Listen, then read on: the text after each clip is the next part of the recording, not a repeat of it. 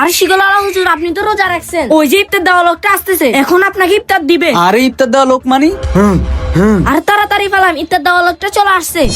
ইফতার ইফতার ইফতার, কার ইফতার লাগবে বলো, আমি সবাইকে ইফতার দিব।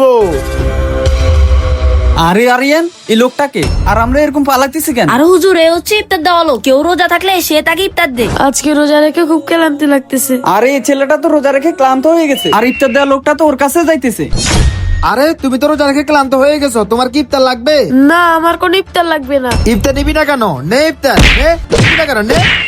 ইফতার দেওয়া লোকটা পাগল হয়ে গেছে, সবাই পালাও। আরে এই লোকটা এমন করতেছে কেন? শিকলাল ইমাম সাহেব, আপনি যেহেতু রোজা রাখছেন, আপনি এখানে দাঁড়ান, আমি গিয়ে ওই লোকটার সাথে কথা বলতেছি। আচ্ছা ঠিক আছে। কার ইফতার লাগবে? আমি সবাইকে ইফতার দিব। আরে ভাই, তুমি আগে এটা বলো, তুমি সবাইকে কেন ইফতার দিতেছো? তাহলে ভাই শোনো আমার সাথে কি হয়েছে। একদিন আমার ভাই রোজা রেখে খিদায় খুব ক্লান্ত হয়ে যায়। ওই দিন আমাদের ঘরে ইফতার করার মতো কিছুই ছিল না। আমি ইফতারের জন্য সবার কাছে গিয়েছিলাম, কিন্তু কেউ আমাকে ইফতার দেয়নি। ইফতারের অভাবে আমার ভাইটা মারা যায়।